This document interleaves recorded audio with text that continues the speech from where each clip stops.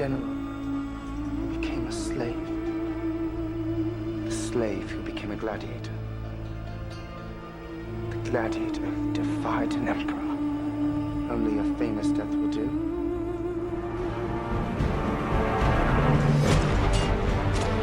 The frost. Sometimes it makes the blade stick. You find yourself alone, riding in green fields with the sun on your face. Do not be troubled, for you are in Elysium, and you're already dead!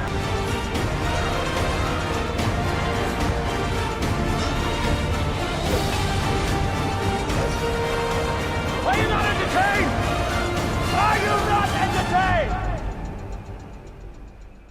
Hello and welcome back to Coffee and Circuses for the first time in, I don't know, what must be 4, maybe 5 months.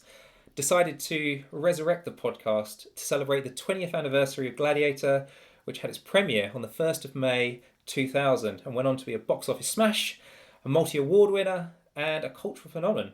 Also, we're under lockdown, so what else are we going to do with our time? And joining me today for this discussion about Gladiator, I have fellow Roman archaeologist and nerd, movie aficionado Jay Ingate returning to the pod. How is life going on the other side of Canterbury? Well, I imagine there's been a lot of baking of bread. There has been a lot of baking of bread, more than usual anyway. But yeah, I mean, it's fine. Times are different. Times have radically changed, haven't they? But I'm coping, basically. You know, how everyone is really. But yeah, I'm sort of quite appreciative of having a little goal in mind for today of watching Gladiator and talking about it. You know, you've got to have little goals throughout the day to keep yourself sane, haven't you? So this was one of them. Have you been making use of a Disney Plus membership? Have you seen any of The World According to Jeff Goldblum yet? No, you see, I'm trying to sort of stick to like one at a time. So I had like an Amazon Prime membership for ages, and yeah, I was just watching Netflix. So I sort of committed full to Amazon Prime programming for a few weeks into this lockdown. So just like watching Mr. Robot, Man in the High Castle and stuff like that. And so I'm sort of going through them, and then I'm going to move on to these other services. And maybe it's a sort of like money-saving way to go through all the different programs. But yeah, so I haven't watched any Disney Plus, but I'm assuming that the Goldblum program is amazing. I mean, it's even better than I thought it was going to be. Each episode he explores a different theme, and you look at some of the themes and you're thinking, what? I don't get this. Like, what is this going to be really about? Like, there's an episode on denim, and he meets a guy that goes around the deserts in America looking for abandoned places where people have left behind clothing, particularly denim, which he can sell up to for several $1,000s. And then he goes to Las Vegas where he meets, he attends a LGBTQ line dancing event, and he's talking to them about how joining that kind of society, the line dancing group, and everybody wears denim, so it's a kind of almost uniform, and everybody's kind of on the same footing, and it made people there feel they felt very inclusive. And honestly, I aspire at some point in my life to be as happy as Jeff Goldblum line dancing. He looks so happy to be part of it. Like, genuinely, the look of joy on his face. I'd give it 10 out of 10 Goldblums. That's what I'd give it. It's as I say, like, he does an episode on RVs, the episode on ice cream, which worked very effectively on me because I went and bought Ben and Jerry's afterwards. Jurassic Park, though, I did watch Hunt for the Wilder People with Sam Neill. It was very good. It was very good. I mean, Taika Waititi, like, everything he does is good, isn't it? So like I said before, he's got an incredible knack of getting good performances out of child actors. Yeah. Sometimes you see child actors in films and you're like, oh, it's a bit cheesy or a bit naff, or they don't seem to be quite comfortable with what they're doing. But that and Jojo Rabbit, the kids in those are just so on point. It's so well done. Yeah, no, it's certainly entertaining. And if you were to ask people, are you not entertained back in 2000, how's that for a segue? They would all agree that they were very entertained, because Gladiator, released on the 1st of May, Well, it's had its premiere on the 1st of May, I should say, and then a few days later released in the States, and then released in the UK and the rest of the world a few more days after that, and goes on to be box office smash. $460 million at the box office, over $460 million actually. Wins multiple awards, including Oscars for Best Picture, Best Actor, for Russell Crowe, visual effects, costume design, sound mixing. Ridley Scott, though, didn't get Best Director for it. What do you think, off the top of your head, its Rotten Tomatoes score would be now? I was quite surprised when I checked this the other day. 80% or something positive. I don't know. You'd think it would be in the positive, but. Oh, it's definitely positive, but it's 76%, which is lower than I thought. If it was a Marvel film, it would rank, I think, in the bottom 4 or 5 Marvel films. That is a kind of comparative. It's 1% higher than Age of Ultron. I think Age of Ultron, Thor 2, and Iron Man 2 are the only 3 Marvels that rank below it. So, Iron Man 2, Thor 2, and Age of Ultron are the 3 Marvel films, I think, off the top of my head, that rank below it. Which, basically, my inference from that was that if all 3 Captain Americas have scored higher than Gladiator, then where is Chris Evans' Oscar? Yeah, true. The thing about Gladiator, though, is that I don't know if you know this or not. Do you know it's a remake? Really? No, I did not know this. Oh, okay, so what? I mean, a remake of an English film, or is it a foreign-speaking film or something? Or? No, it's a remake of Fall of the Roman Empire with Christopher Plummer. General Chang? General Chang, yeah. He doesn't play. He plays Commodus in it, but it's not in the original Klingon.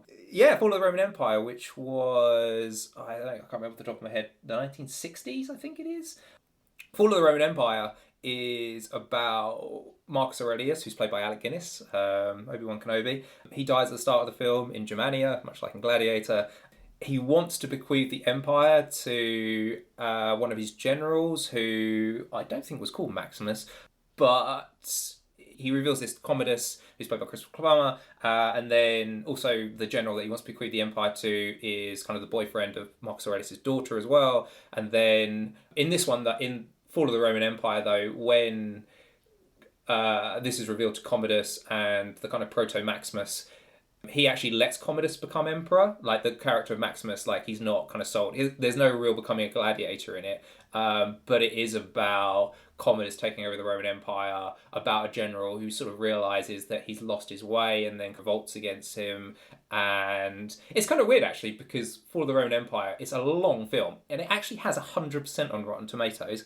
I don't see why. That's a comparative, doesn't make a lot of sense, because it was an absolute bomb at the box office, and it spelled the end of the sword and sandals era, because it was basically such a commercial failure. They were like, okay, we're done with this genre now, until Gladiator came along and brought it back, which is kind of nice in some respects, that this story of Commodus bookends the 2 periods of sword and sandal epics. But that one also as well had like stuff to do with the Parthians, invasions from Persia, and at the end of it, the culmination of the story does have Commodus fighting the general in almost gladiatorial battle, but it's not quite. He kills Commodus, but then he survives, and he kind of decides that he doesn't want to be emperor, and he leaves the Romans to essentially auction off the throne in the Forum, which is quite cool, because that is what happened in real life, despite the kind of more optimistic ending of Gladiator. In reality, I mean, what you had here are the 5 emperors next, and Didius Julianus buying the imperial throne at one point. It's an interesting film because it's quite nuanced, but that's probably its undoing in some ways, because a lot of it is basically about the moral decline of Rome. And in the end as well, I think when Maximus, or I think Lucilla, Commodus' sister, tries to get the army to march against Commodus, they won't do it because he bought them off. So it's basically showing like the army will probably go with whoever pays them. Like, there's no kind of moral direction for the army. It's just, if who's ever paying us gold, we'll just go with them. Which is kind of true, really, for the 3rd century as well. So, it had a lot going for it. But yeah, so when we talk about Gladiator and the sources it's based on, I mean, really, it's actually not based much on historical sources as much as it is on Fall of the Roman Empire. Because I was going to say that it's strange, isn't it, that I was thinking without Gladiator, but obviously that film is part of this, well, would people even have much knowledge of Commodus? Like, I reckon now Commodus is, for the general public, in their sort of top 5 of maybe emperors that they might know, like with Hadrian and Caesar. I know Caesar's technically not an emperor, but, up with those names that I was going to survey. But is Commodus probably up there due to these films, but would have just been forgotten by history otherwise? But See, yeah, that's an interesting question, because somebody I know was watching the Netflix series. Is it Fall of the Roman Empire? yeah, something like that, isn't it? And the first series of that is based around Commodus, where it's a documentary / drama. And she was saying something to me about it, and then I said something about, oh, but Commodus is, and she was like, I've never heard of him before. But then I found out she hadn't seen Gladiator, which I was stunned by. But even still, I suppose, yeah, it's an interesting one. I mean, that's an interesting question now in itself, that as time moves on, how watched is Gladiator as a film?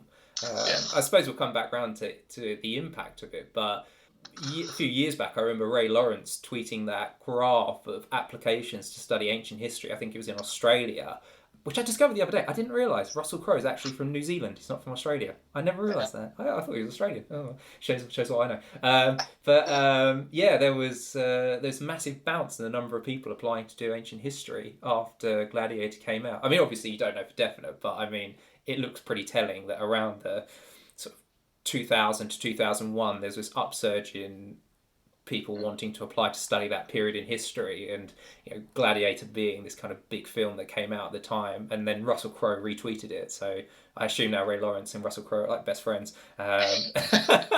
Standard. Yeah. But yeah, no, it's interesting to think that like 20 years on, how many people do actually watch it now and how many people are familiar with it. Because the crazy thing is now, most people coming into university would have been born after Gladiator came out.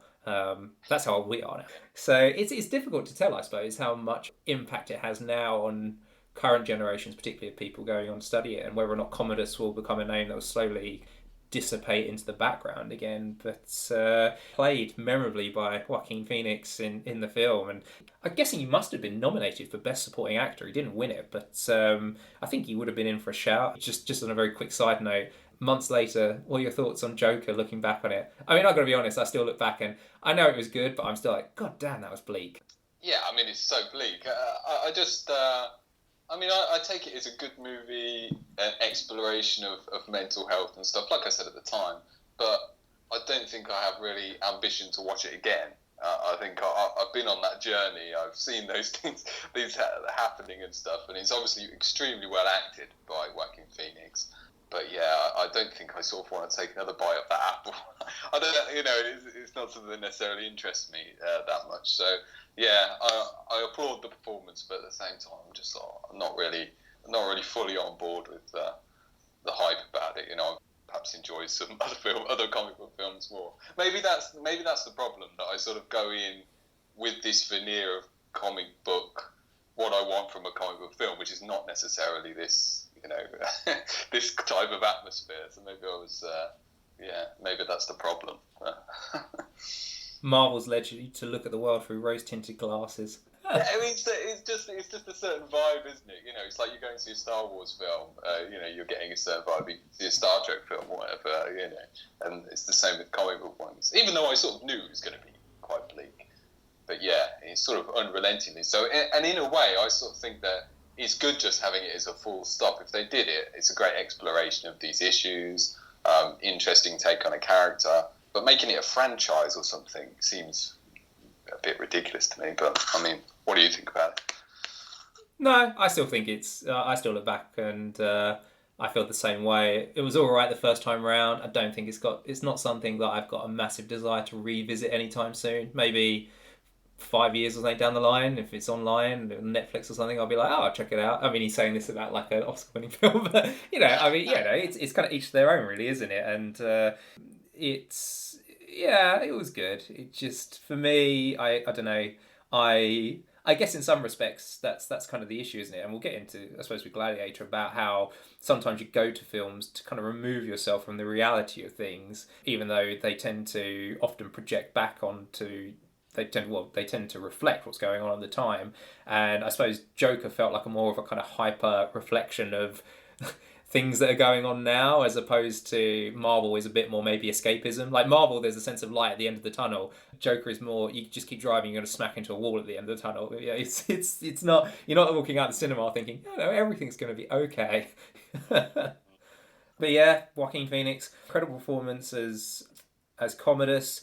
And then you've got... But no beard. Like, there should have been a beard, shouldn't there? Like, technically, shouldn't Commodus have been... Yeah. Again, I do wonder as well, because in Fall of the Roman Empire, Christopher Plummer looks somewhat similar to the depiction of Commodus in Gladiator. So I don't know, again, how much of that's styled on the film that Gladiator is clearly based on, rather than looking at actual images of Commodus.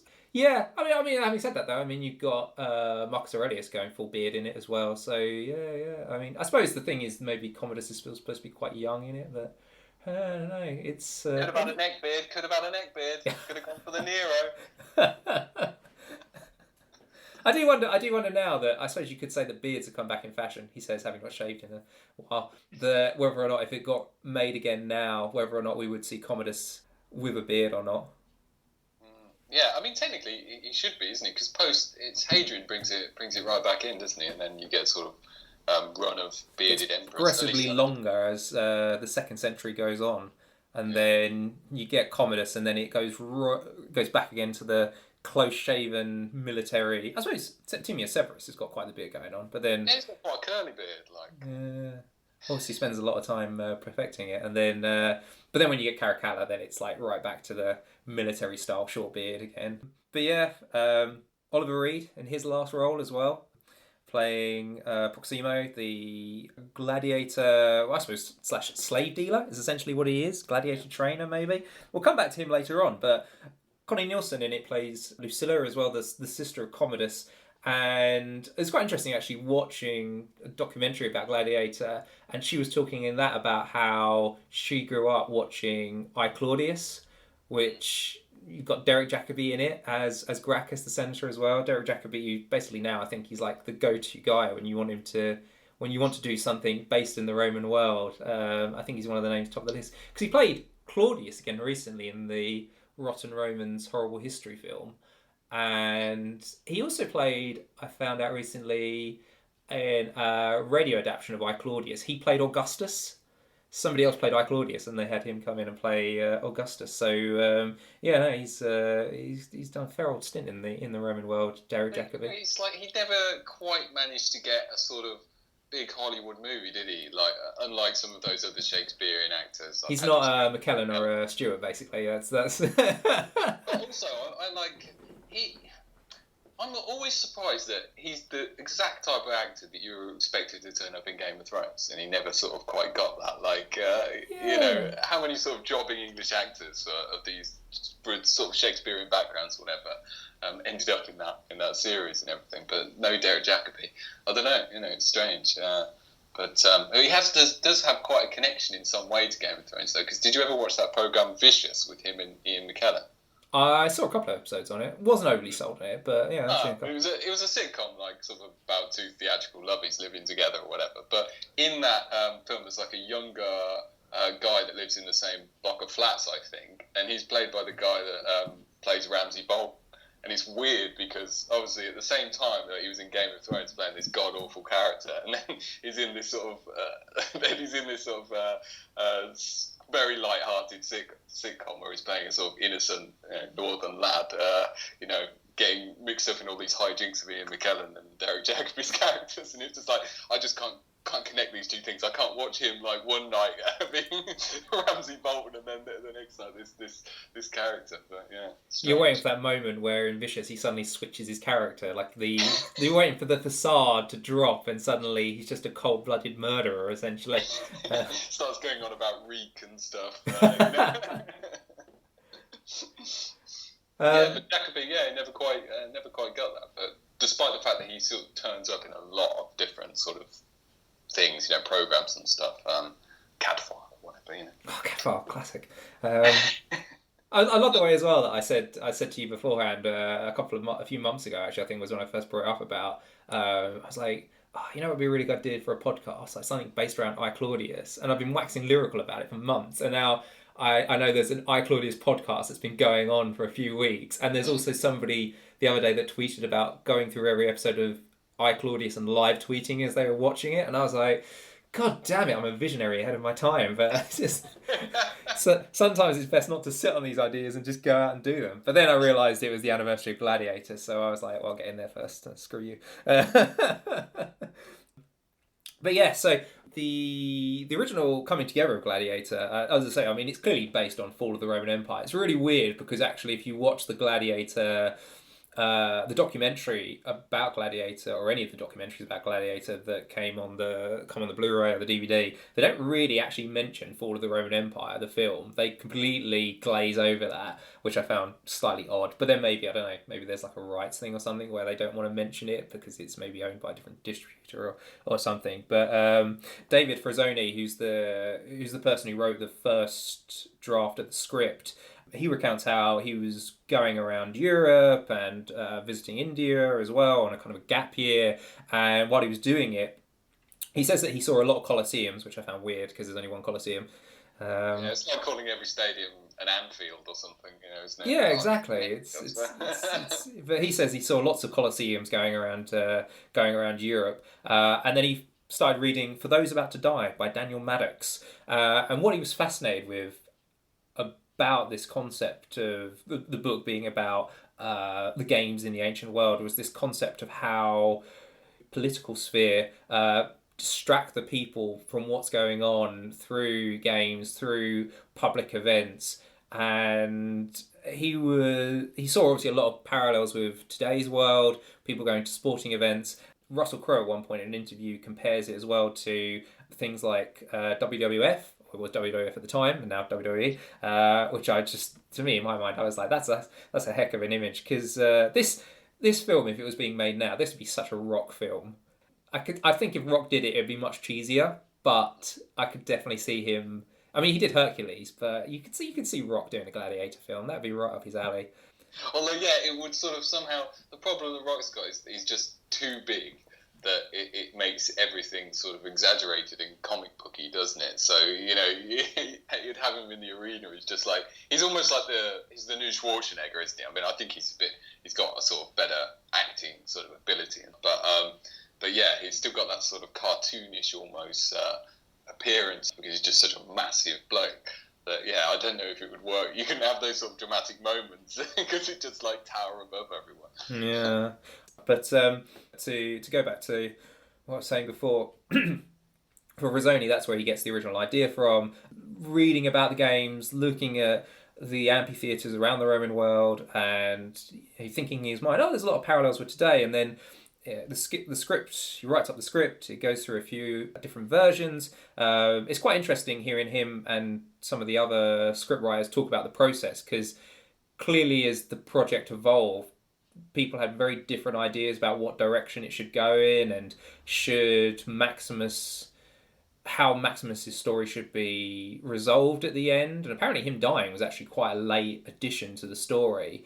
But there was a lot of tension and a lot of frustration on various parts of people involved in writing the script about what direction it should go, which I think is somewhat telling, though, that sometimes you need that tension in a creative atmosphere to actually produce the best thing you can, rather than just simply, this is how we should do it.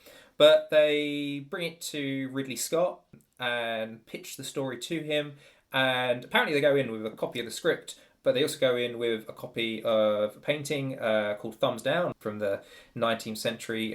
Jean-Léon Jerome paints it, but it's got the gladiator who's looking up at the box. He's in the Colosseum, he's looking up at the box, and then you've got the emperor who's deciding whether or not the man will die. And apparently, as Ridley Scott sat there, they're discussing the picture of him, they could see him just constantly glazing over and just like his head just turning towards the picture, and then suddenly like snapping back again, and then leaning towards the picture and then snapping back again. So in the end, they were saying that really actually the whole pitch of the script wasn't really the thing that sold it, but it was actually that image of the gladiator and him sort of seeing it in a very vivid depiction like that. And I thought that was quite interesting, because like that probably has some kind of impact on the way the film's actually presented as well. Like when you see some of those images, particularly in the Colosseum, like with the rays of light coming down at some points as well. And you can see it's done in a very stylized way, and you sort of can see maybe that in his mind he's kind of thinking of these kind of big canvas paintings showing gladiators. But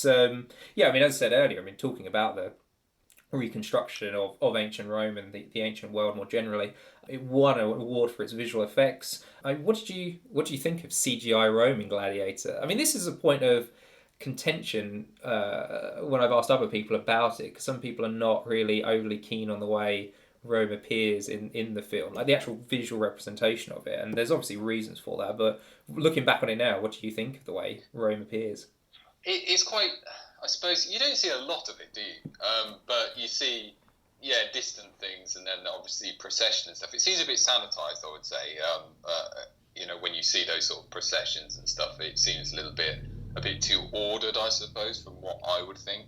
But I mean, when you look at the Colosseum, I think, and that presentation of that, I think that it's really held up. I mean, that's the surprising thing, I suppose, because it has been a long time since this movie was out. But if you watch it, you're not going to. I suppose it's the nature of the film. There wasn't some ridiculous amount of CGI in it or anything. It was really the arena and stuff. But it just does work because it's used sparingly.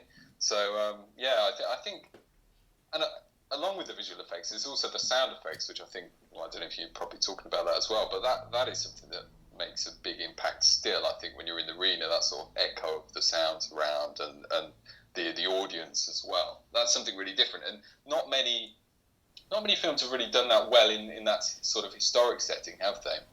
Because obviously you've got the original sort of sword and sandal era, but the technology to record sound and stuff is very different.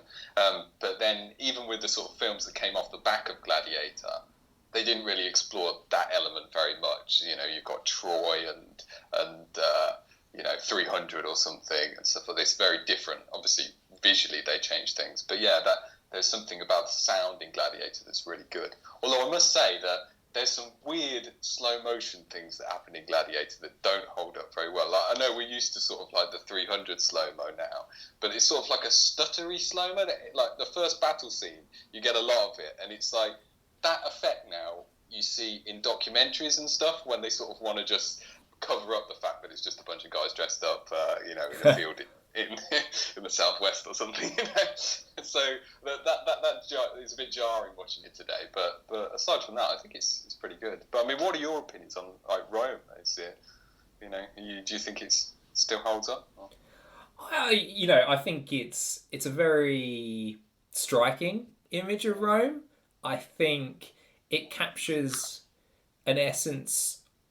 It obviously as I was saying earlier, and kind of something to touch upon throughout really here, because you can't really escape it, but obviously the way that Rome is presented, it's got certain ideals in mind, which aren't necessarily about entirely the Roman world, but there's clearly other influences there.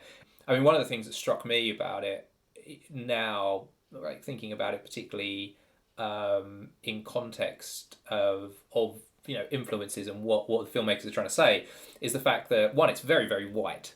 Like, in terms of, like, all the buildings are white, all the sculptures that you see throughout the whole film are white.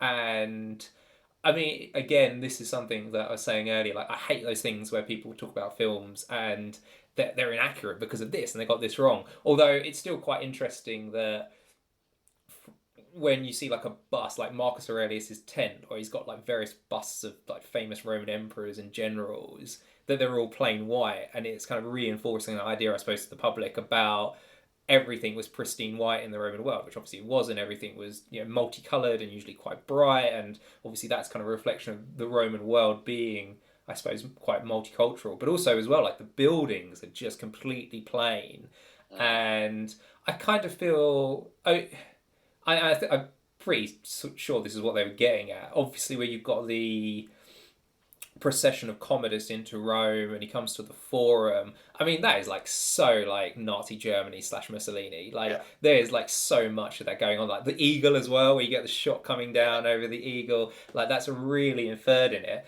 And you were talking about sound effects. Watching an interview with Hans Zimmer talking about the score of the film and how he came up with certain elements of it. He was saying that the bits when he was looking at the images of Rome, like straight away he was like, Wagner, straight to Wagner. I mean, the Hans Zimmer stuff, actually, the interviews with him about the film are really, really interesting.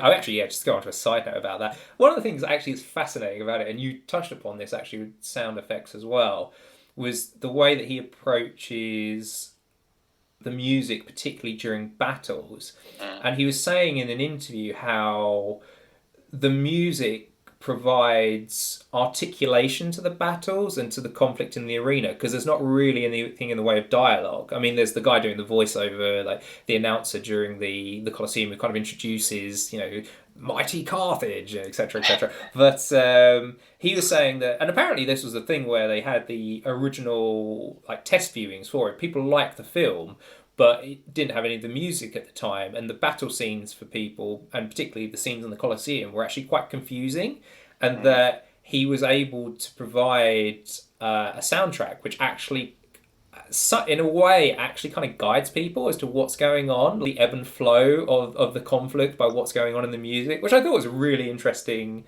point to make about how chaotic scenes with battles, music actually provides a way of getting the audience to understand what's going on, because otherwise, if you think there's no music, at times you'd be like, oh, who's winning? And he was saying as well how the battle scenes are also, the music for them, the kind of basis for that score is a waltz, so a very slow, organised dance. And he was saying the point of that was that Rome is seen as this great civilization, but it's also a world that is built on conquest, on slavery. And he was saying that by using a waltz as the basis for the battle scenes, he was trying to combine those two elements together. And it's just fascinating when you actually listen to him break down those points. It's a fascinating insight as to how, I suppose more broadly as well, the role that music actually plays in a film and what it does. Yeah, it's so vital, and you notice different eras of cinema deal with sound in different ways that is really jarring. So when you go back and you watch a movie maybe from the 60s or before, like some of these older Sword and Sandals epics, then sometimes if there is music, it's far too in your face. It's not staying in the background and highlighting points or something in the narrative. It's really just there as some sort of blaring thing that becomes a bit too much, and actually it sort of it heightens or cartoonizes or something the action a little bit. I think it takes you away. But even saying that, of course, I mean, by the nature of it, all of this music is sort of taking you out of reality because it's heightening different points, isn't it? The thing that I thought about the score that I hadn't really clocked beforehand, but when there's those battles like that battle in Carthage, the score sounds so much like Pirates of the Caribbean. Oh yeah, no, he kind of reuses it clearly, because he does the score for Pirates of the Caribbean. It's like, I'm on to you, Hans Zimmer. You just plagiarise your own work. Exactly, but people do that, don't they? Because I think was it the guy that did the Wrath of Khan soundtrack? I think he also did one of the Aliens. I think Aliens or something. And you noticed that the this is a really nerdy reference, isn't it? That sort of Reliant theme, if you've seen Wrath of Khan, the Khan theme, I suppose. It crops up into Aliens and stuff at different points. So it's weird how composers do that, but it sort of still works because they're good bits of code, I suppose, like to slot in or something, and they can highlight different emotions or whatever, or different bits of action. Yeah, I suppose it is. It's just there probably are studies on the way music affects the brain and how certain types of music done in a certain way hit off certain points in your brain, and so there probably is that thing where the Pirates of the Caribbean theme, the bits where it sounds similar to the Gladiator battle theme, are the points where it's the real action scene. So there is that element to it where it's your brain is taking the cue of this is the crescendo of everything that's going on. And it's interesting because, as you say, or as we mentioned earlier, it's a language unto itself. So it's simply just taking a language and repeating the same words, maybe moving them around and adding slightly different words alongside them. But there is an undercurrent there of a particular language. And it's interesting just because the way Zimmer talks about it is that's how he sees things as well. He was like, music to me is like a language, and that's how I apply it. Also, apparently as well, Gladiator allowed him to work with an Armenian flute player that he'd spent most of his life wanting to work with. But the guy very rarely left Armenia and was in his 70s, and Hans Zimmer had spent a number of years writing music for him that this guy was not going to use because he wasn't getting to meet him. But he was like, if I ever get to work with him, oh, this would be great. And then apparently the guy ended up coming to like LA when they were doing the score for Gladiator. So he was like, oh, right, this is the moment. So some of the music that you hear in it, I think particularly when they're in North Africa before it moves across to Rome, some of the music there, and throughout the film, in other points when you hear a flute, is this Armenian flute player. Apparently he was a legend in his own country, so when Hans Zimmer actually met him as well, to get to know him, they shared a bottle of vodka with the guy's face on it. He has his own brand of vodka back home, so that was an interesting little nugget of information there. That's how you persuade a reclusive Armenian flute player to be involved in the score for your film. What do you think about the recreation of Oliver Reed using CGI towards the end? I think it stands up pretty well. Probably should mention, I don't think I said this earlier, but this was Oliver Reed's last film. He died during the making of it. And what's crazy, actually, is I realised that I think him and Ridley Scott are basically the same age. Because Oliver Reed was only about, I think he's early 60s when he died. He wasn't actually that old.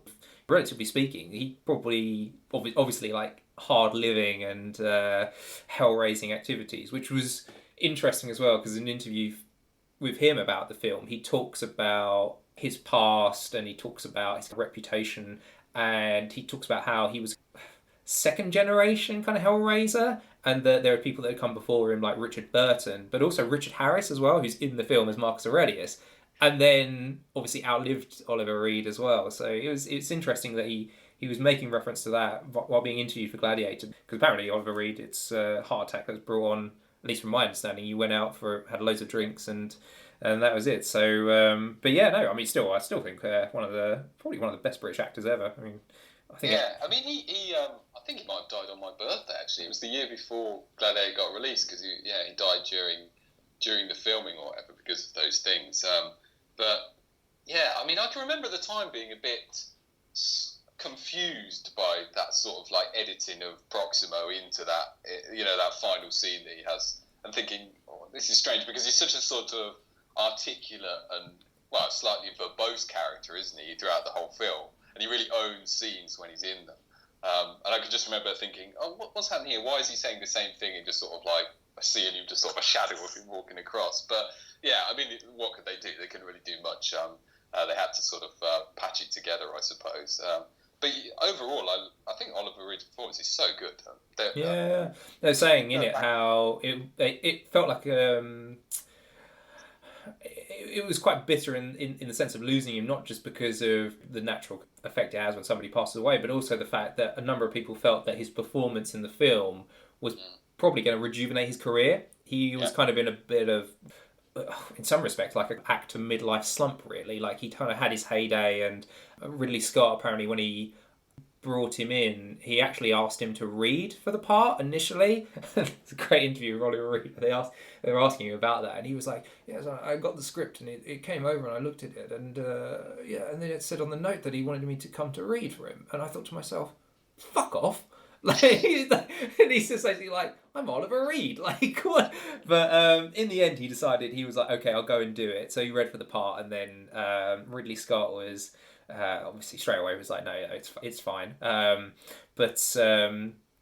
no, they were saying that in some respects they feel like he probably would have had like a renaissance in his career afterwards if he'd lived. And yeah, it's crazy as well when you think that, I think most people grow up, when they're growing up, at some point watch Oliver and see him as Bill Sikes. I was literally going to say this, that when I haven't seen a lot, I've got to say that I sort of knew Oliver Reed through Oliver when I was a kid, because I used to watch it when I went to my nan's, like, all the time. So one of those things just kept putting on, and he's like amazing in that, because he basically is Bill Sikes. He's just ideal for that character. But yeah, I haven't watched a lot of his other films, but then you sort of strongly associate with that. I suppose people our age, and then we saw him in Gladiator. You instantly recognise those sort of features that, and maybe like link that sort of thing of being an intimidating character as well. So he was connected in the mind and stuff. And yeah, who knows? He could have gone on to do lots of other things, because that sort of age group of actor, as you know, we've seen with other sort of theatrical actors and the like, they could go on to get lots of different roles. I mean, who knows? He might have been in all of those Sword and Sandals epics throughout the 2000s for all we know. To be honest, I wouldn't have, coming off the back of that, I wouldn't have been surprised if he'd lived, if he'd shown up somewhere in like Lord of the Rings and things like that. That sort of seems like it would have been ready-made. And to say, because if Ridley Scott is still going now making films, and him and Oliver Reed would have been, they are roughly about the same age, so it's quite possible that if he lived a longer life, he'd still be going now. So as well, almost certainly you can imagine him turning up maybe in Harry Potter or something. I don't know, maybe that would be a bit too not quite the Oliver Reed spectrum, but yeah. But in any case, even still, yeah, it's a shame. But I think it's quite fascinating just looking back on that now, because obviously we're now in this stage of film where you have the Marvel films where they've de-aged Samuel L. Jackson for pretty much a whole film. You've had Star Wars with Rogue One where they brought back Peter Cushing and the kind of younger version of Carrie Fisher in it.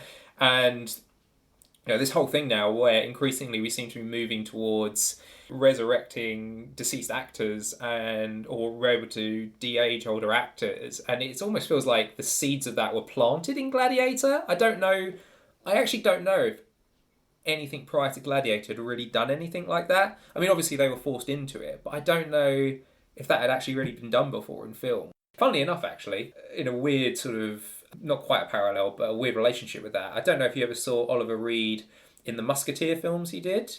Yeah. Yeah, the last Musketeer film they did, the guy who played D'Artagnan's kind of like manservant, or he was like, I can't remember exactly his exact role, but he died during the making of it. I think he fell off a horse and like broke his neck or something, or fell off a horse and had a heart attack or whatever. But they finished the film, and the scenes that he was still to do, they shot him from the back. Basically, they had like a standing double and shot him from the back, and he's riding a horse, so you only see him from behind, etc. So they had to do it in a way that put him into the film, but even though the actor had died during the making of the film, which is kind of weird actually, because Oliver Reed being in that film and then what would happen with Gladiator. But I don't know if, obviously, prior to Gladiator, there had been any attempts to like CGI recreate an actor and actually put their face onto a different actor or put them into a scene where they weren't actually there. So it's quite interesting, like Gladiator, in terms of its impact with that sort of thing as well. And obviously it's something that's forced upon them, but what it actually has meant for cinema, because I think it probably was the first time it's happened, and whether or not that's a good thing moving forward or not, I don't know. But apparently also as well, one scene that they, or at least Ridley Scott, really wanted to do for the film, which had to be discarded because it wasn't going to happen, was he wanted to have Maximus fight a rhino in the Colosseum, and they were saying that it was just too expensive to have a CGI rhino. It cost about $1 million to make at the time. And let's face it, we still can't do CGI rhinos because you only have to look for Black Panther, don't you? I mean, the awful bit of CGI, and that was happening, a couple of years ago, so God knows what monstrosity they'd have put together for Gladiator. Well, yeah, I was going to say, I think that was one of those things where quite grateful that it just didn't come to pass. I don't think the rhino would have worked in Gladiator. I don't quite know how that would have played out, but the idea of Maximus possibly single-handedly defeating a rhino in the Colosseum maybe would have taken the film to kind of levels of absurd that it didn't need to go to. But I don't know. Maybe he meant Rhino the wrestler. Yeah, maybe that was... They wanted to God, that is a really niche reference getting in there. The interesting thing actually as well, though, is that we talk about how you recreate ancient Rome and how accurate you are about it, but one of the benefits they have, I suppose, is that the games themselves are never really, and Gladiator fights are never really discussed that much in ancient texts, mentioned in passing in relation to other things, and we obviously have visual images of them on things like gravestones and other iconography of gladiators, graffiti, but you kind of do have quite an open sphere to play around with, really, in terms of the world of ancient Rome, because there's not a lot to actually be entirely right or wrong about. I mean, obviously they say some of the way the gladiators are dressed and stuff, like particularly the arena in North Africa is like a bit OTT, and some of the weapons they have, but by and large that's quite a handy thing to have for a filmmaker, where you're like, well, it doesn't actually matter what we do because it's not really going to be to be honest, the reality might be too bizarre to try and do for an audience, because there's documentation that they filled up one of those amphitheatres at some point, didn't they, with water, and did some sort of naval battles. Yeah, that's what the Colosseum was used for. So I mean, but I think trying to do that, if you put that into a movie, I think a lot of the general public will go, wait a minute, how did they do that? So it just would be jarring, I think, I mean, for people to try and see. So I suppose in some respects you've got, you know, you're beyond the stuff that you can do in the movies anyway, so you've got such a blank canvas. Yeah. Sometimes truth is stranger than fiction. Well, true. Yeah. As I found, though, during the course of my research, I say my research, watching documentaries on it, same thing. But they used Trajan's column as one source to get an idea of particularly the army, of what they'd wear and the weapons they would have. Also, as well, though, I thought quite interesting, when they were trying to create chainmail for the opening battle, and they found it was unrealistic to try and actually get somebody to manufacture real chainmail because obviously how heavy it is, but then trying to mass produce a substitute was also very difficult, and in the end they had to find somebody in the UK who made S&M gear, and they had to be they were the ones that made the chainmail that you see in the film, because they were the only person that could do it with make what they needed within the budget, which I thought was quite interesting. Sometimes you just got to do what you got to do. So yeah. The kinky undercurrent of Gladiator that people don't realise is there. Talking about sources as well, when we see Commodus fighting in the arena, that's something he actually did, the real Commodus. I've gone back over having a look at the major sources for his life, Historia Augusta, that's always a good read, Cassius Dio and Herodian, and it's an interesting character to go back to, Commodus. He really is. Talking earlier about his reputation as a bad emperor, and the sources are not particularly positive on him. They kind of vary somewhat, particularly the sources that are perhaps closer to his time, the likes of Cassius Dio, don't really represent him as being, though, necessarily a bad person entirely, but as is often the case with some of these bad emperors, he's somebody that's easily led and somebody that's very impressionable. And I mean, obviously in Gladiator, the thing with him killing Marcus Aurelius didn't really happen. In actual real life, Marcus Aurelius makes Commodus his co-emperor, I think, for the last few years of his reign. So it was a very legitimate transfer of power when Marcus Aurelius dies. And Commodus as well, actually, has come from good stock. His grandfather was Antoninus Pius through his mother as well. So he's got a fair bit of imperial blood running through him as well. Didn't realise this, actually, till I went back and looked at the sources. He had a twin brother as well, who died when they were 4 years old. So there's an alternate history out there for somebody to write if they like. Yeah, so famous for fighting in the arena. He's kind of a populist emperor, I would say. Clearly wants the acclaim of the crowd. It's interesting where you see some of the critiques that are levelled at him. Obviously, there's the kind of having people executed, which is bad. But again, when they talk about him being impressionable, when he's younger, I think Historia Augusta talks about his vices such as singing, dancing, whistling. He does all these terrible things when he's younger like that. But it's interesting how, again, that's kind of got like echoes of Nero to him, like the whole idea of just simply being an emperor who is perhaps quite creative, that's quite interested in the arts, with a particularly great interest in those kind of elements of society, automatically kind of makes you a bad emperor. And I think it's quite interesting as well that a lot of his bad reputation seems to at least originate in part from his desire to, when his father dies, let's just stop having these battles on the Germanic frontier, like let's just make a deal with them and stop. And again, like talk about echoes of previous emperors, it's a bit like Domitian stopping the expansion in Britain and just being like, look, this is getting a bit silly now. We're just wasting forces doing this. But then back in Rome, it seems to have this impact on their public image, or not, well, their public image maybe not so much, but certainly amongst the senatorial elite and their subsequent reception, they're somehow bad emperors because they don't want to continue imperial expansion, even though it seems quite logical. Yeah, you've got to be sort of a certain type of character to come out well, haven't you, as an emperor, being judged by those Roman sources. And generally, the best emperors are these expansionist type figures that don't try and mess around with the system too much and have successful sort of campaigns. I suppose Claudius is the one that doesn't get enough credit for his conquering Britain and then is still much maligned, but that's because he's sort of tinkering with the system in Rome and getting in, I guess, in other influential people's way and stuff. So a lot of these emperors, like you say, like Nero and Commodus, there are aspects of their character that also just rub people the wrong way, that, oh, maybe they like things that are coming from the Greek world, or maybe, other things that just don't sort of jive well with maybe some of that senatorial class. And perhaps people just don't give enough credit as well, especially, I think, general public or whatever, for the sort of influence of those people that are the aristocrats in Rome at the time. There's a sort of sense that, oh, well, the emperor is all powerful, but there's still people sort of working against those rulers and stuff, and trying to put their own power to the forefront. And so if you're going against tradition or something, or there's some angle to attack you, they're going to find it, aren't they? So yeah, see, the thing as well is that very early on in his reign, his sister, much like in Gladiator, does seemingly, at least anyway, conspire against him, and it's a thwarted assassination attempt. It doesn't go very well, because apparently the guy that tries to assassinate him kind of makes a big thing out of coming before Commodus, and then it's, I don't know the exact words he used, and it's like, now you shall die, but him drawing his sword and saying that gives them the split second for like his guard to be like, no you don't.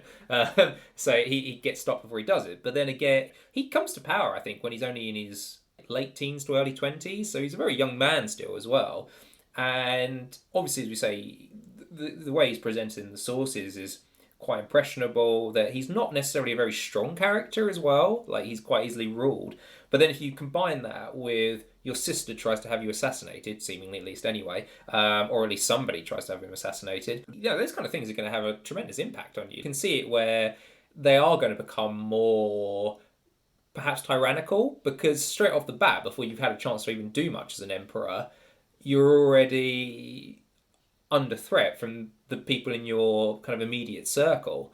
And yeah, again, it's one of those things where you sort of, obviously it doesn't necessarily always vindicate their later actions, but to some extent you can kind of understand what's going on. And obviously Commodus is in a bit of a difficult position anyway, because he's coming after a number of emperors who have been basically chosen to be emperor, and then he's born into it, and it's almost like, well, there's none of this kind of like choosing somebody that perhaps is suited to the role or kind of grown into the role. He's kind of almost thrust into it, and then like the impression I get is that he just wants to go back to Rome and kind of hang out with his friends and just have a good time, and wants people to like him, but it doesn't go very well. I mean, I think as time progresses, he becomes more tyrannical. All these suggestions that he wants to rename Rome and rename the months of the year, but how many of those are just kind of literary tropes?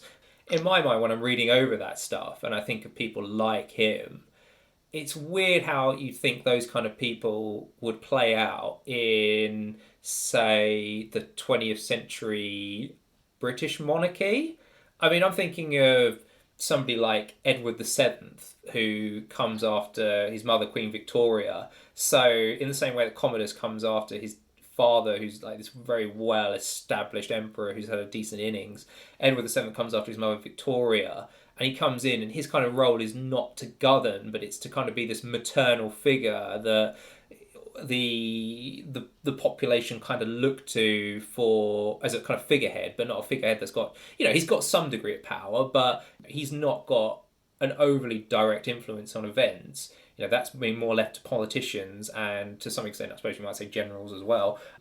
And his kind of image is this masculine, goes out hunting, does these kind of, as I say, he's kind of got this very much turn of the century father figure-esque image to him. And you think somebody like Commodus, and like clearly the interests that he has, if you took him and transposed him into early 20th century Britain, into that kind of royal family then, he probably would have fitted in quite well, actually. Like, he would kind of tick the boxes, really, wouldn't he?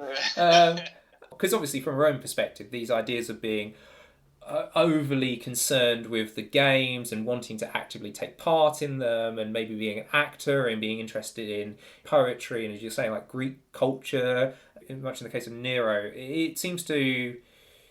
it rubs up at least the aristocracy the wrong way, if not the people, and then that obviously then gets transmitted down, because the aristocracy are the ones that are feeding this information to later generations.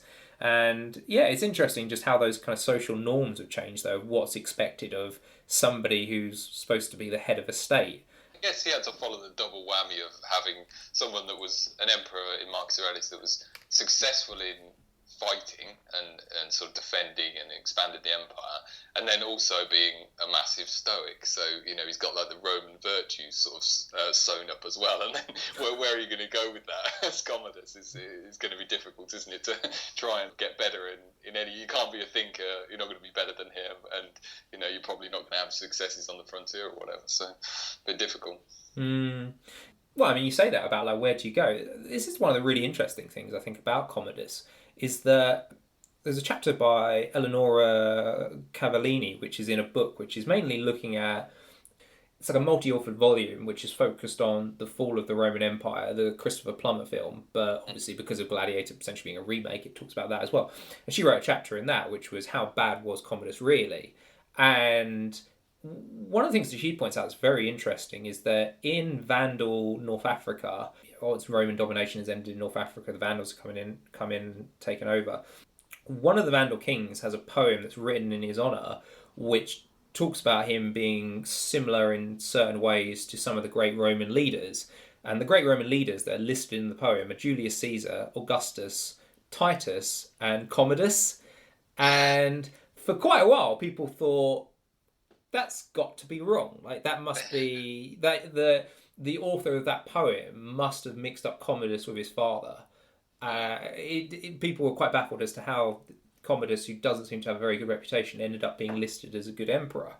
And the argument she makes is that actually one area that Commodus would have been perhaps quite popular would have been amongst Christian circles, because Marcus Aurelius persecuted the Christians, and it seems that Commodus actually stopped the persecution. And there are rumours that we're told that one of his mistresses was a Christian herself and had a certain degree of influence over him.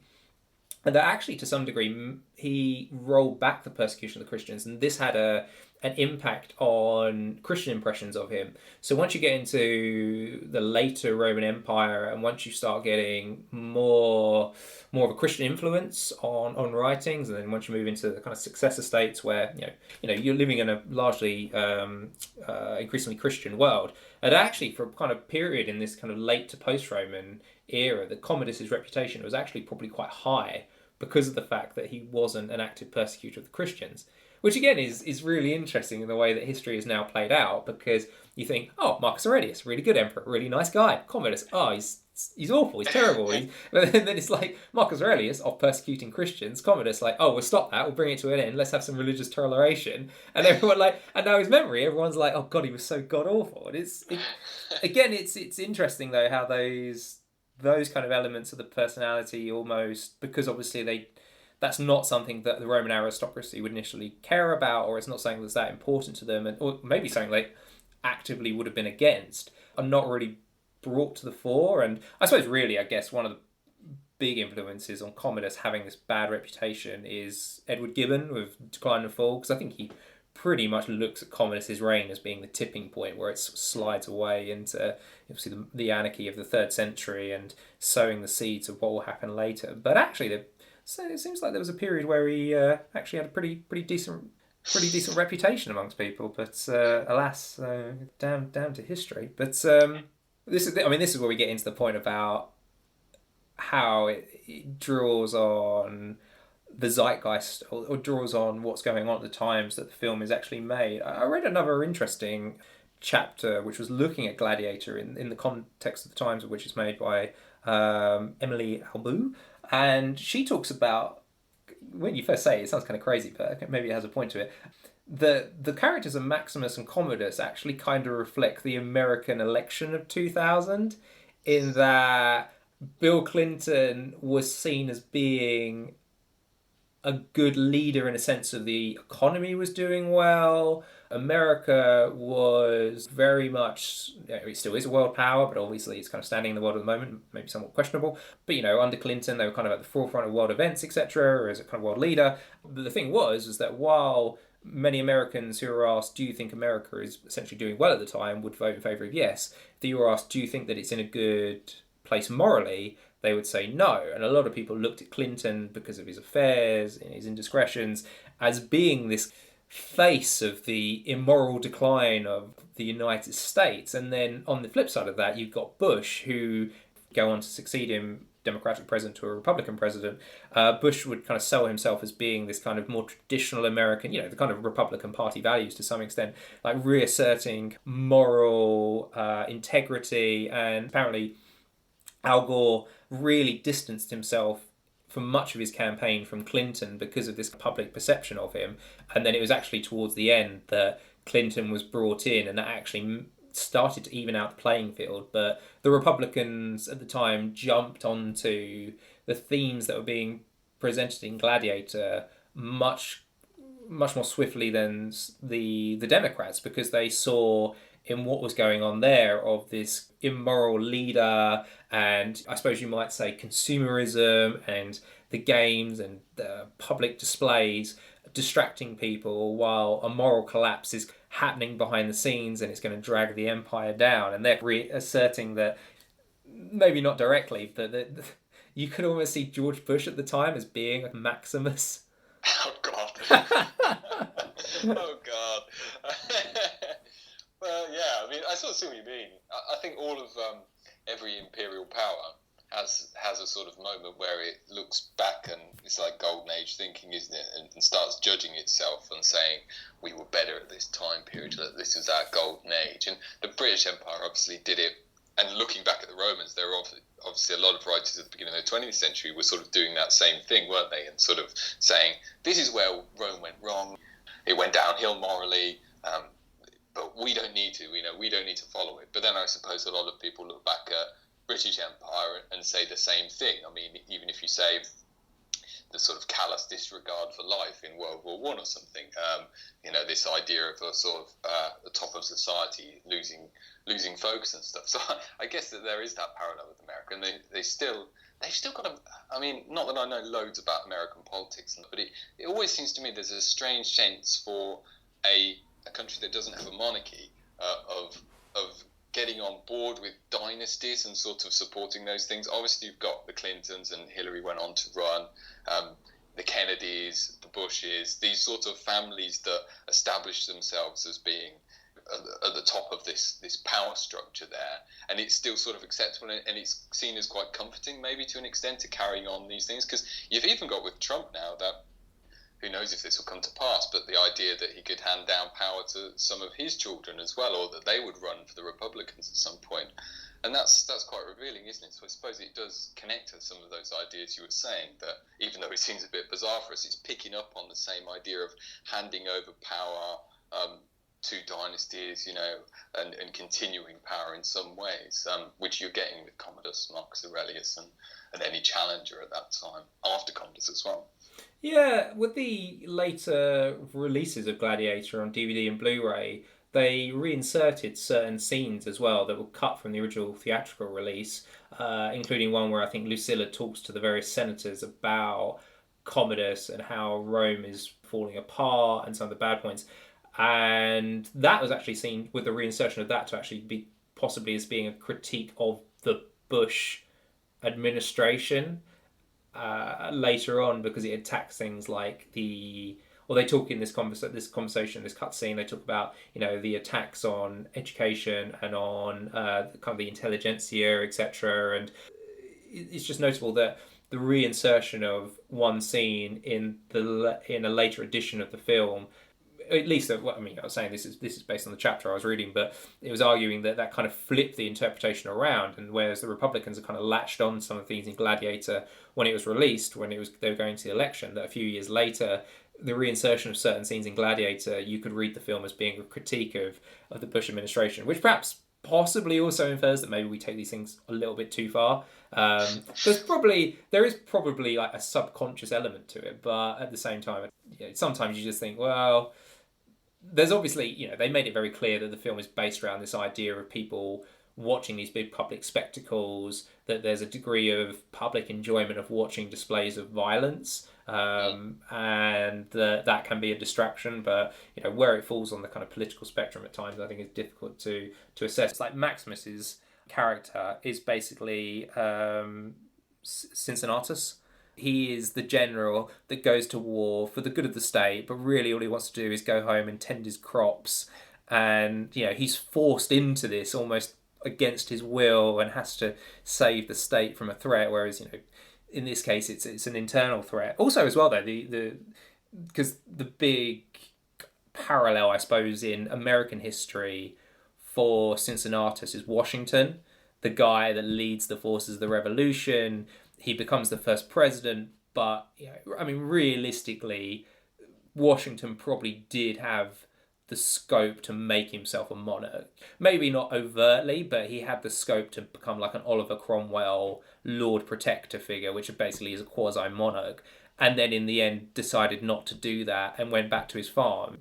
You could see Maximus, I guess, as being drawing on that kind of idea of Cincinnatus, but also very much he's kind of like Washington, really. And he's a general that's actually not really mired in political scandal. He operates outside of the political sphere. He's a guy that he does what he needs to do for the service. He stays on the battlefield, and then he goes home to his wife and his kids as a devout husband to tend his crops. And that's the ideal image that, particularly in America, I think, of what you want to present of a citizen, or at least you did in the past.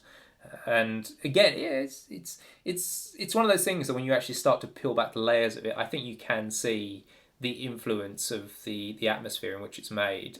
Yeah, I mean, I think you tend to sort of just, with something like this, it's always going to be easy because you're sort of, there is sort of so much almost linguistic overlap with American politics and Roman politics, because you've got senates, you've got republics, you've got all of these offices that are the same, and then you've got the presidency as being a supreme leader that's in control of all those things, which is different from what we've got here. So you sort of, I think there are always going to be those things. If you make a film about Rome, that people are going to sort of start thinking about American politics as a fan. Of course, they're a superpower as well. Yeah.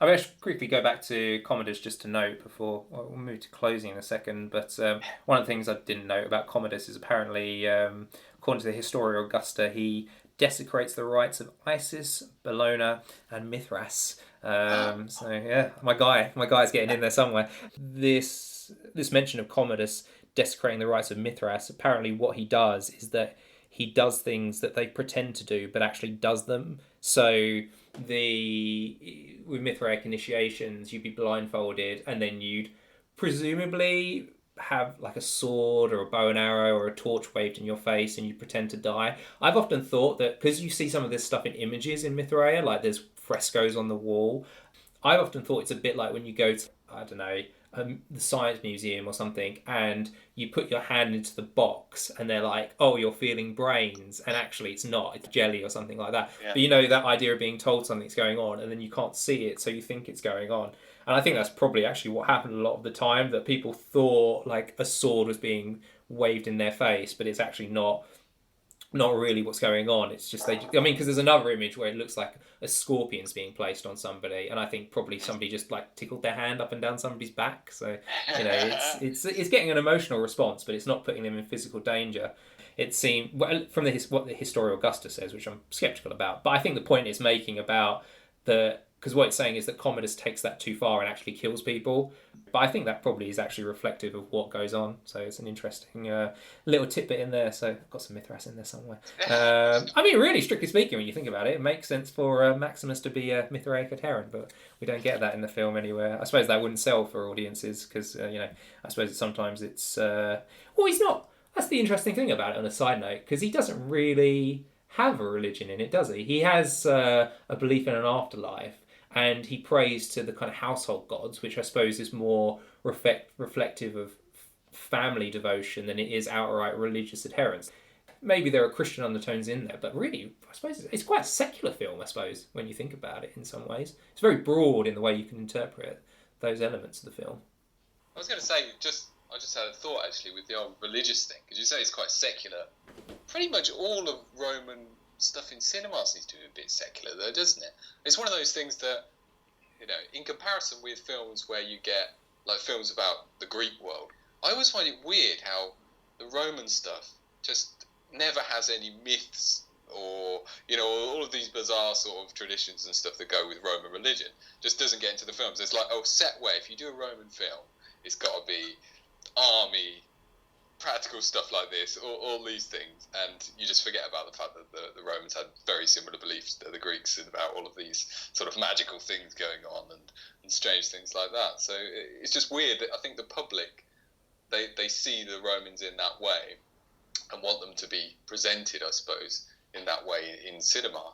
And it's weird because then I get students who, if I'm teaching a general module about the introduction to the ancient world, nearly always like Egyptians and Greeks more because they're more interesting, because you get like video games and cinema and stuff that's all sort of like, wow, magical, crazy. Even something like 300, which is a historical event, can be jazzed up and made into this incredible magical spectacle. Whereas the Roman stuff, we've got Gladiator and then very serious series like Rome or something, which is very good, but very sort of realistic and stuff. So it's a strange thing, a strange theme for Roman stuff. I mean, even the video games, you never get like a God of War or something in the Roman world. You get like the sort of strategy games like Rome Total War that are all really practical. It's strange. There's probably a lot being said there about reception and how people view Rome and its kind of place and the way that the ancient world is applied to modern situations and how it serves a purpose. That probably says a lot about the role that Rome serves in that regard. Because in my mind, I was thinking about, though, the original kind of run of sword and sandal epics. Like, so much of that was like about the Christians fighting against the evil emperor. Whereas in this example, Maximus is stripped of that. But yeah, as I say, it struck me after I watched it, because I was like, if he's a soldier up on the northern frontiers, he's probably dabbled in some Mithras.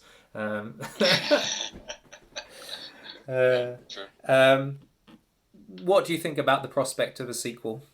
It's been touted, it's been mentioned on a number of occasions. It seems to be one of those things that picks up a bit of steam and then dissipates. There apparently was a rumour where, was it Nick Cave wrote a script and Maximus was going to go up to the gods and then he was going to be sent back down to Earth and then go through various generations fighting in different wars. I don't know if that's an urban myth or not. That might just be one of those things that was made up. I've definitely read that in places, but to me that just sounds so ridiculous. Well, I say that, I mean, maybe Nick Cave did write that script and just nobody was like, this isn't going to get made. But there's been talk about possibly doing a sequel with the boy, Lucius Verus, having grown up and what's going to happen there. Do you think it's the sort of film that could have a sequel? No, I mean, I think it's a sort of self-contained story, and of course the problem you've got is that, it didn't have a happy ending. If you sort of try and slot it into the reality, of course things went pretty badly. I mean, I would like to see a film about the 3rd century or the end of the 2nd century, because I think it's an area that just has so little coverage in popular culture and actually is really interesting. I mean, even if you go further forward to do, I don't know, a film on Aurelian or something, the big sort of 3rd century emperors, because there just seems like such a area that you've got lots of things that you could do, lots of conflict, lots of intrigue and stuff, but just for some reason it's all about 1st and 2nd century, isn't it, when you make a film about Rome? So in theory I'd like a film set in that period, but whether it needs to, I mean, what kind of connection could it really have to that gladiator situation? It's really difficult to see how you could do it. As I've said on the podcast before, I'd be interested if they decided to draw on the actual historical narrative, which, I mean, to some degree they have to anyway. You can't completely sidestep it. And unless you want to make something that is just purely alternate history. Yeah, I'd be interested if they actually did go down the route of introducing Septimius Severus and possibly having his sons as well, and how they would deal with that. The idea of having a film, particularly a major film at the box office that had essentially an African emperor. I think that would be very interesting as to how that would be presented, how they would go about it, how the kind of reception and the reaction that it would garner. Because that would be, obviously, even going back to when Gladiator was made, I don't think realistically you could do that. And if you went back to the heydays of the sword and sandal epics, everybody's completely white, at least like 99% of people. So now to actually do a film where, off the success of things like Black Panther as well, it goes to show that there's obviously elements in Hollywood that previously would have not gone near that idea.